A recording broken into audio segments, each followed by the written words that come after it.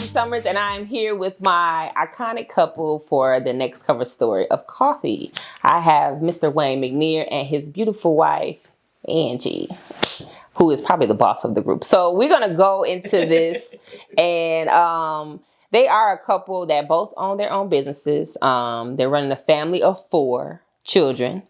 You're dealing with athletes, you're dealing with fundraisers, school events, and you guys are usually hired for these events. So how do you manage your business? Or tell me a little bit about each of your businesses. So I have a photography business, Wayne and Andrea Photography. So I do anything from real estate photography to photo shoots. And then I also have a 360 and photo booth. So I started my business 2012. And ever since then, I've just grown every year. God has blessed us to be able to be entrepreneurs. So I haven't clocked into a job since, 2010. It was my last job. Congrats on that. Yeah, so that's me. Yeah.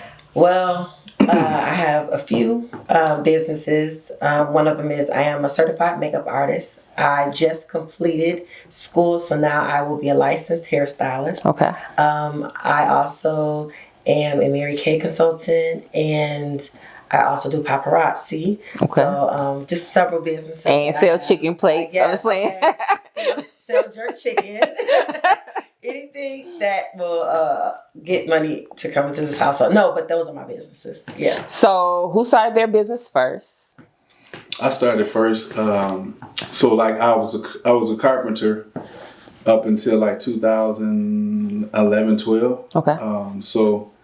Actually 2010 is when I got hurt. So, and then my doctor told me I needed to do something different because the injury that I sustained was a lot. So my injury in my back, and I was already doing photography on the side. So I was like, I'll go to school for photography. And then I went to school and I created my business, created the name, and got everything going officially.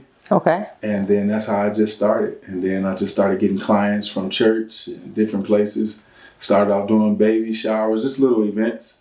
And then I remember my first wedding. I was with Tori McGee. So he was like, Wayne, you can do this. He was like, the one thing he told me that the first thing I had to get over was being in the way. He said, man, you're the photographer. You just got to get used to being in the way. Walking in front of people, taking the picture, getting the shot, being up front. So once I got over that fear, I felt just comfortable being behind the camera. Get in the way. Yeah. So you were okay with him taking on full-time entrepreneurship? Because it don't sound like he eased into it. It was like, I'm not working. I'm a photographer. Yeah, it was definitely a switch. Okay. And of course, I was still working. And now he's in school full-time. And he's switching gears from going and working a 9 to 5 to now creating his own schedule, being able to, stay home. And then maybe his jobs were mainly on the weekends. Yeah. So he was home during the week. So it did work because it gave us the flexibility with our children. Mm-hmm. And at the same time, it did take him from having someone manage his hours to learning how to manage his own hours. Okay. So that did kind of change the dynamics of our home. Yeah, it did. It really So who was better at the managing part? Because usually it's the boss, right? So I guess if you think about it, she was actually busier than me. Because when I stopped working my 9 to 5 during the week, like she said, that was mostly the weekend. So she was still working during the week. She was really heavily involved in church too. Okay. So like I would have the kids all during the week, and then when I get my jobs on the weekend, she would have them. True. So I think she was a lot busier than me. So she had to manage a little bit bigger of a schedule. Especially I knew what mine was going to be like a couple weeks out. People would hire me. And like, on this date, I got to do this. So she had to manage her time a lot more than me. Yeah, that's true. That's true. I did. I was heavy in my father's ministry. So I did a lot there. And that took Sunday to Sunday. You know what I'm saying? So What kind of church is that? Okay. You in church praise the Lord 7 days a week. Okay. Yeah. So being an entrepreneur and then having the responsibility of helping with a ministry that's growing, Okay. and then also having young children. Okay. That was probably, now that I look back, that probably was, if you think about a high, not frustrating, but very challenging. Challenging. Very, very challenging. So if you were so involved in the ministry and working before the relationship, how did you guys meet? We met at church. He came to my father's church in 2001 and joined our church. And 2002, we had a conversation on the phone. I called him to see if he wanted to be an usher. And he was like, yeah. And also, can I get your number so we can continue to get to know each other better? And I was like, yeah, that's no problem. So we went on our first date in 2002. Okay. And then August of 2003, we were engaged. And October of 2003, we were married. Mm-hmm. So in almost year's time, we were together. Dating, married. Yep. Yes. Living in a home, yes. kids, all of that. Yes. Wow. Okay. So he became an entrepreneur, and you decided to, hey, I'm gonna follow suit. Well, what happened was, I got my certificate I went to school to get my certificate for makeup in 2014. So I was still working in the ministry. We were making everything happen the same way. He was doing his photography. Okay. Then all of a sudden, he was like, I'm booking you for a wedding. And I said, you're doing what? He was like, because I was taking clients. Doing makeup. That actually was your first job. That was my first. Wedding. Yes. So it was like 7 people. Yeah. So he was the first person to hire me as a makeup artist. Yeah. First person to hire me in 2014, actually. Or it was 2015. I think it was 2015. And I had a wedding of 9. I had a party of 9. And it was just... And you did it all by yourself? Well, I did hire another makeup artist to help me. Yep. So, because I was like, I know that I'm skilled. I know I went to school, but I still want to make sure that I don't, do anything wrong. So I did hire a second makeup artist. And from then on, we've pretty much merged our business. Okay. Although we do take jobs separately, most times if someone reach out to me for makeup, I'll ask do they have a photographer and vice versa. Got it. So it's a double hustle. Yes. So how is it working together? Because you have to work together at home, and then somebody got to be a boss when you leave. So does the role switch? Is it the same dominant person from home to... Here's the biggest thing about working together.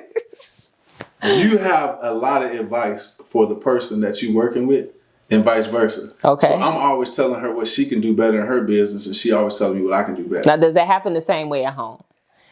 At home, man. Like at home, so there's so many moving parts at home that we don't really have time to be like, we just make it happen at home. So it's like, I naturally fall into doing what I do best, and I think the same for her. True. Okay. Yeah. So I walked away from my 9 to 5 in 2018. Okay. I realized that I was a creative. I realized that I was an entrepreneur. And I realized that honestly, I could not really have somebody tell me what to do. That part. Knew it was coming. I respect authority. Okay. However, I just knew what I was capable of handling. So I know. And I said, if I can take my businesses and create that income that I'm bringing in from my 9 to 5, can I walk away? He was like, cool. Okay. So I walked away. So conversation was had. Yes. Okay. Yes. The conversation was had. He was like, let's see how it goes. And I did. We worked our businesses. I became even more professional with my social media. I made my business more professional. And he leveled me up too. He was buying me ring lights. He was buying me makeup bags. He was always leveling my business up because that's what he was doing for himself. Got it. Okay. So he taught me a lot in the game. He taught me don't go out and spend your money at the first restaurant. Put it back in your business. And so, yeah. So did that kind of trickle down? Because the kids were still kind of early on. Yeah. So you were actually growing at the same time as your family was growing. So how did you end up managing that? Because your kids are star athletes and you have different situations going on, age gaps. So how how does that management and the entrepreneur skills, how does that, is that trickling down into your day to day? I would say for that, like the biggest thing was, first of all, I would say this. Like when we got married, I went from like a single man to a minivan in like 4 years. So it's like I'll be driving, I turn around, car seat, drive, another car seat, another car seat. So I'm like, they all came back to back. And I think that the freedom that we had of kind of owning our own schedule allowed us to get them into like sports. We was able to do a lot with them. Like school activities, we were always there. It was like we missed nothing. We basically was with them all the time because we had that freedom on our schedule. So I think that really helped out as entrepreneurs, being able to be there for the kids for all that they're doing. So, absolutely. Yeah. And what happens too is you manage your money better because you know what you want to do. So when we have jobs booked and we also had to travel with our kids, we knew where to place the jobs and to place the money. So that was, we always say, we are so blessed to be entrepreneurs, full entrepreneurs, because I can count on my hand how many games I missed with my children. And that's from high school to AAU to football. So you can do both. You can just for clarity. Yes. And with having both strenuous schedules and clients. Yes. So anyone that says they cannot do it. Oh, it's all about, I run the calendar. Okay. Okay, boss. Yes. I manage the calendar. So, like without the calendar, man, we'll be lost. Yes. So Wayne knows we merge our calendars with our iPhones. So Wayne knows that if somebody calls him for a job, he can look at our family calendar and get an accurate view of where he's gonna, if he can take where the job. He has space at. Paying enough. Yes. I can override that. Yes. If my son you got the green light. My son got to play somewhere, but it's one person. At least one person can attend. That's what we've always done. We've always done because the last year of my daughter's senior year of basketball and my son's junior year, their schedules were literally the exact same. So we spent a lot of time apart. Wayne would go one way, I would go another way, and we would just flip flop. But they never had a game where we weren't there. Mm-hmm. They never had a very, game. very, very rare. That we very rare. Yeah, I've seen the photos, so I know one or two. Oh, yeah.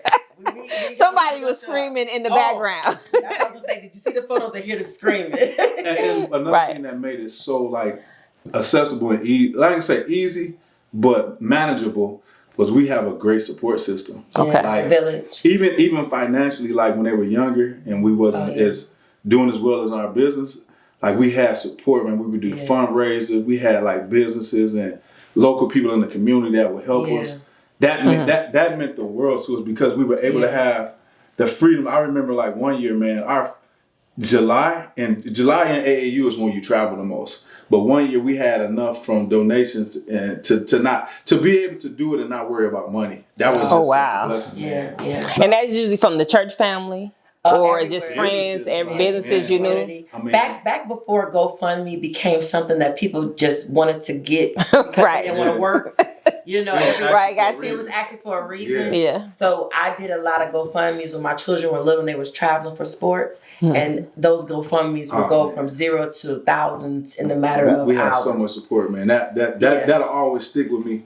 It's like when they say it takes a village. We had the support system around us. Have you taught them the same skills? Because I know when we have experiences in our lives, it teaches us how to create these type of systems. But I know we don't really put that on our children because we put a little cushion behind them. So have you taught them those skills that even though you may have it at this point, you need to still have those skills to create it once you leave my home? Has that been a thing where you have to... So one thing that like I didn't have growing up, and I never fought my parents or anybody for my upbringing, but I would just say that I didn't have a lot of like, nobody said, hey, you need to put this up for the future. My mom and dad was probably like, you don't need to spend all that money on these shoes. Buy Jordan. But what I'm trying to transition into is financial education. So like all of my kids had IRAs. I started them off early so like they can understand that if they see that money can be utilized to grow. You can only work so much. Your money has to work for you as well. So like once they see that, okay, if I could just change my mindset into saying I got $100, but I can only spend 75 on what I want, 25 of it has to go up And mentally, I know that for all of my money, it'll just be easier. Like I want them to understand that at my age, they can be financially further than I am. Yeah, got it. Okay. And we also teach them to give. So it's give, save, spend. So my son, he's in college. He goes to Valparaiso. He gives to a local church every week. He's on an NIL deal, so he is getting his own income. So they know to give. They know that giving back or giving, that's reciprocated. Got it. Okay. They do a lot of that, and Wayne is really teaching them how to manage their money wisely. He's now I'll give him that. Like I can manage the calendar. This man can manage the She's dollar. like, I wanted this purse today. Yes.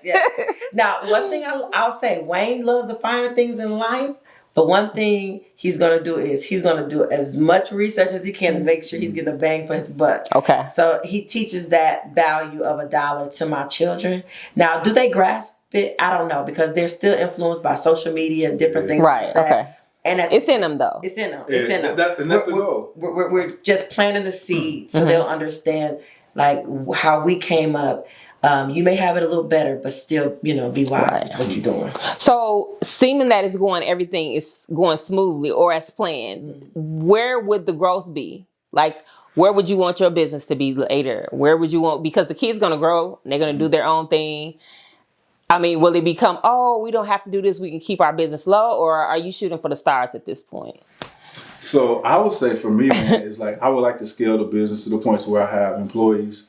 I would even like to see the kids be able to say, you know what, my dad had a photography company. I might not be a photographer, but I can manage the company by hiring photographers, hiring people, resources, because clientele and the startup is already there. I think that they may even be able to bring an aspect into my business that I'm not capable of doing. Okay. So, and even my daughter's even been talking about it. She's like, Dad, man, I can manage a photography business. Yeah, my daughter. Yeah, so companies do it all the time. You see Life Touch has been around since I've been little. You got other companies that's been doing it. So it's a way. I believe that the start of a business is sometimes the hardest. And once you get over that hurdle and you kind of flowing in the business, I think the scaling part is easier than you think. It's just that you got to get the knowledge of it. Right. You know what I mean? So. Yeah, and that's what I love about my daughter. She literally is serious about scaling his business. Yeah. I think that'd be fun. She like ready. I'm like, let's go. She's 20. She's like, you gonna put my name first. Yes. Cool, whatever. Keep going. So what about with you? Would you be more of a support system with this, or is it like you see your business going this way? Yeah, I want my business to continue to merge with Wayne. We've talked about that several times, even potentially doing something together as far as a brick and mortar. Okay. I love to teach. I love to help young ladies, whether they are wanting to learn how to do makeup on their own or do makeup for someone else. So I'm looking in that route somehow, maybe even potentially getting a certificate to teach, going to college school, just so I can not step away from the chair, but you would rather be on the teaching side of the trade. Okay. Yeah, absolutely. So with that in mind, where do you see yourselves together? Because now you have managed the house, you have managed the business, you have managed the kids, and where does the intimacy come in? Like where do you have time to clock in on a date? Do you have to do that on the calendar as well? Or definitely. So like school is a good time, like during the day, like right now. Yeah, it's perfect for us because like we do a lot of lunch dates, stuff like that. And next year in June, it'll just be us three, me, Angie, and Brielle. So Mike will be going to Indiana State. He starts in June. So at that time, it'll just be us three. So she'll be in school, and we'll have a little bit more freedom. Probably a little bit more money because they out of the house, but more groceries. Food was always my biggest bill with them. Food and clothes, man. Sports cost a lot too, but I think during the daytime we have the time to kind of do things. That's the cool thing about us being entrepreneurs is that we're always together. Yeah. But working. So are you not working in these times during so here's the thing. Like those are different things. If you love what you're doing, it's not working. So it's plenty, like for instance, me, man, when I'm working, it's at people's party time, they happy time most of the time. Like I'm at birthday parties, celebrations, Christmas parties. I'm getting start doing. So I'm always in a space where it's a happy vibe. So it's not like I hate. When I was a photographer, a carpenter. I remember one morning I woke up and I was on my way to work. I was in my car crying because it was like 15 degrees and the temperature was forecasted to drop. So I was just like, I hate doing this, man. Like, it's cold outside. I'm freezing. I remember I was so cold. I was nailing up some soffits, and I nailed my hand to the soffit, and it was so cold I didn't even know. And I reached down to try to grab another nail, and it was just stuck. So I was like, I don't want to do this anymore. I want to. And when I was little, I always had a vision of having a briefcase. So I knew I was destined to be a businessman. When I was a little kid, I always wanted a briefcase. Now, we was laughing previously about your old soul. So it's old. You in the second grade with a briefcase and just have been flowing. Always knew. I just knew that I was going to be a have been flowing through my mind at this point. So sorry. So we schedule dates, like we go to concerts. Okay. We do trips for sure. Like for my birthday, his birthday, our anniversary, we're gone. Okay. But we do schedule time together. But it's about a schedule, because a lot of people think when you're dating, you have more freedom. When you're married with children, it's like all of that time gets taken. So a lot of people don't think, yes, you have to schedule intimacy. You have to schedule time with your significant other, because if you don't, there will never be time, and then you won't have a relationship. Yeah. So we do. My I say three because we started over, but my 20-year-old, my 18-year-old, my 17-year-old, when they were young, I told them at 9:30, you on our time. So they had to be in the bed by 9:30. Yeah, by 9:30. Like I don't. Who's well, you're a lot older now, so I think she gets away with. She gets away with way too much. Like I am so upset at how we're parenting her. I'm like, this is not the way we parented our first. It almost seems, has the dynamic changed? Do you feel like I see a lot of TikTok trends where they're like, can you give me my husband back, please? They're talking to the daughter. Yes. Like, is it a situation where you're battling each other over her? She fights over him. If Wayne comes and hugs or kisses me, she gets so mad. She jumps on me. She pushes us apart from each other. Like I literally feel like can I have my husband? That's not your husband. That's my husband. But it's all in fun. I know that Wayne his girls are daddy girls. Okay. So Wayne got them. They're spoiled by him, and so he's just a great father to all of them. Anyways, but I think that when it comes to me and Wayne, we just enjoy being around each other. So if he'd be like, "You gonna come to this job with me?" I'm like, "Yeah, I'll come." So do you feel like that's the important part? Like if a couple is willing to get married and they know they're both entrepreneurs, that will work in that with that dynamic. Yeah. That they can both still have themselves and the career. Absolutely. Or what advice would you give them when they're facing that part? Like, should I marry him? He's an actor, or this and this. It has to be a level of trust. It has to be a level of trust, because he's a photographer. That's point blank period. So there's going to be plenty of subjects that he's going to be right. So can we take a sidebar real quick? One job I had. Yeah, we're gonna go there. You talking about it? Okay. So look, we So I was doing a job, a boudoir job. I didn't know that's what it was going to be.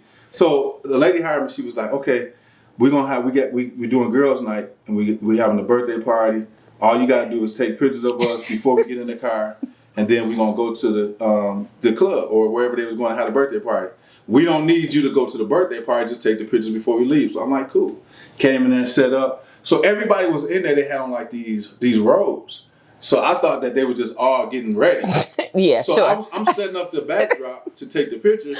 And then I'm like, okay, so they're going to get ready and come in one by one. So I was like, so let me know when the first girl is ready. Just bring her in here. And she was like, cool, she's ready. So she came in there. But it was a boudoir shoot for boudoir. Boudoir. Yeah, boudoir shoot. And it was supposed to be for their husbands, but they didn't tell me that. So I'm in there taking the pictures. I'm like, well, it is what it is. I finished taking the picture. Oh. And so like the next week, I'm sitting there. Nothing. I'm sitting there editing the pictures, and Angie came over to give me a kiss. She was getting ready to leave. She's like, "What's this?" And didn't even tell her. Tell her, by the way. I'm just That's editing. number one. I mean, it wasn't bad. You wasn't thinking about it. No. So it's lingerie. So that robe came off, and it was lingerie. Yes. Okay. Yeah. So I'm walking past his laptop while he's editing women in lingerie. Yeah. And some of the lingerie. More than one woman. More than one. Yeah. In different poses. On a bed. And I'm like, what is this? This was the photo shoot I went and did. So I'm like, wait. Everything I was getting ready to do came to a screeching halt. I said, keep clicking. So let me see this photo shoot. And I was like, what in the world is happening right now? So I said, okay, that's where the conversation started. Okay. Where we had to talk about boundaries in his business. Because they not only wanted that, but they called him for the next week or two for another one just like that. Okay. So I'm thinking, are they liking you as a photographer? Or they really want another photo Like how shoot many like that? photo shoots that they need? No, they didn't want the pictures. I felt like it was like, did they feel some type of... Now, if it was the other way, now she does do makeup, but if it was the other way around, to be honest, if you came home and even if the client was in the chair and it was a man, whatever type of service she had to do, So and it was... as long as it's work related and that's it. Now, if he calling her like, hey, bestie, or you just, Well, I guess that's what she's saying is the frequency of it. Because So we're not going to... I don't want to instigate this. Well, needless to say, I didn't do it. He did. So we know that. Yeah. But I think at this point, it's all about, like you said, trust. Yeah. So the trust aspect is what I would say when two entrepreneurs are coming together and your time is probably going to be spent doing more of what you do, then it has to be a level of trust and communication. I got to respect what you do, and then you have to respect what I do. Okay. So if you're going 12 hours to do a wedding, I have to respect that. So I can't be like, oh my gosh, here's 6 more hours. Yeah. What you doing? Like, now I'm sending you text messages and blowing your phone up. There are times when I feel like if he told me a time is done and he's still there, and I see, okay, he hasn't called me yet, I will text him or call him. Okay. It's an hour after the job, but I understand some jobs will go over because they start late and things happen. But it be safety things. It don't have to be jealousy. Yeah. It's like a job where he's doing a backdrop. When he was doing backdrops, I was really worried about him because that's money. Is this partying? It's partying, money, and you don't know who's there and who's watching. So I will always be like, okay, heighten your level of security, and then also make sure you call me. Okay. Stuff like that. But trust. Mm-hmm. And it started early because I was like, what's not gonna happen? And just wow. That, if she uncomfortable with it, like that's not the only source of income that I can get from photography. So I just kind of like, if she's uncomfortable, it doesn't make sense to continue to do it because it's just going to be a stress and strain on the marriage. So and that was early in the marriage. I don't know. I'm not really there anymore. Would this, you say, be the biggest challenge you faced of that communication that wasn't had, being both entrepreneurs within your marriage? Yeah, absolutely. And like I said, I don't even think I'm there anymore. I don't know if he's ever had any like photo shoots. I know he's had several photo shoots with women, and they were in different wardrobes, but I'm not really there to, I'm gonna say care, but I just trust them. So get your money, take a shot, edit the pictures, give them what they want. Bring her money home. I'm saying. That's it. That's all I say. So let's play a quick round because I know we have a lot going on, and everybody is probably excited about the advice you're giving as a married couple, because it sounds like communication is a big key. It's not like you're not both successful at both things you do, and you can tell from your children's posts and everything else that they are following suit. Yeah. So when you look back on how far you've come, what would you say would have been your biggest hurdle that you feel like you still need to work on? For me, I would say, this is what I would tell anybody looking to get married, even if you're married. Expectations. Expectations are something that I think needs to be addressed early. like premarital counseling is important because, like, say for instance, you get married and then you wake up and now after the honeymoon you like, who gonna get up and cook? So you need to have an understanding of like the expectations of the marriage, or who's gonna do what, or how you feel about this, like who's gonna handle the money, who's gonna do this. So a lot of times when people get married, those expectations aren't discussed and aren't kind of like looked at like, okay, well, I'll take care of this, I'll do this, this is my strong suit. So I think expectations are really important. Premarital counseling, knowing what you're stepping into is what I would say. Is that the same outlook you had on entrepreneurship? Because you guys started, like, we have post-COVID people, and so the entrepreneurship looks differently. So would you step into it, we've known he's a research person, would you step into it the same way as you look at your relationship? Are you using those same guidelines, borders and different things to gauge what am I stepping into next? Because you're still stepping into more businesses. Yeah. So I am. And I do look, I'm more cautious now. I'm doing a lot more research. Okay. I am understanding the climate that we're in, like you said, post-COVID. Lots of entrepreneurs and finding your niche, finding the white market, knowing the white market from the black market, just knowing where I fit is very important, and knowing my limits. A lot of people just go out there and just do a whole lot of stuff, and then they stop because you didn't even, like you said, you didn't have any expectations, you didn't do your research, you didn't wake up and say, this is my goal. I am, like I said, well, I'm a procrastinator, but I'm also a person that would just go and do it, and wait and be like, hold on, do you know how much this gonna cost, and I'm like, I didn't care about that. I just thought, this just looks, it just looks good and I want to do it now. The good thing about that is when you kind of combine the two together, I think it works because a lot of people that's like super highly successful, they don't have that sense of, I can't do this, or let me do this first. They just jump on it, man. I have that problem myself. Because I feel like at some point it's gonna click. Yeah, it's gonna click. And the key factor in all of this is God. So like even when I started my business, I was like, God, I'm gonna have to trust you for this. So how is it gonna work? And it's like, it just came to me like, if you do the people right and you give them good work, I'll bring them to you. And it was like, I just trusted that at that moment, and I never looked back. I just was like, okay, if I just do that part, God will do his part and the business will grow. And it's the same thing with the marriage. If we keep God in the middle and realize that it's him that's keeping it all together, we can give each other accolades all we want to, but we know at the end of the day, man, if God don't guide and direct us on how to do certain things, we'll take the long way around. So that's like the nail in the coffin. I feel like from raising our children, doing devotionals with them, praying with them, praying as a couple, praying over our businesses, I believe that's really been the foundation of everything. Because when Wayne fell, when he had his accident in construction, we didn't know where life was going to take us. Because honestly, he should have never survived the accident when he fell in construction. So we feel like that God has ordered our steps. And this is why this is what he wanted. He wanted two entrepreneurs. We were working.